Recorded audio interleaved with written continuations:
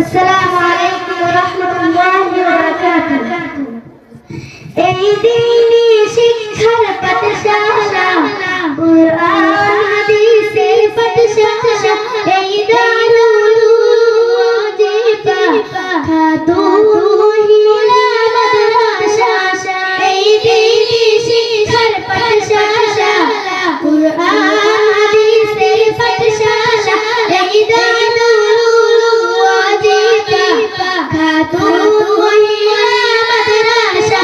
এই দিনী শিক্ষার পাঠশালা, কুরআন হাদিসের পাঠশালা, এই দারুল উলুম ওয়াজিফা, খাতুন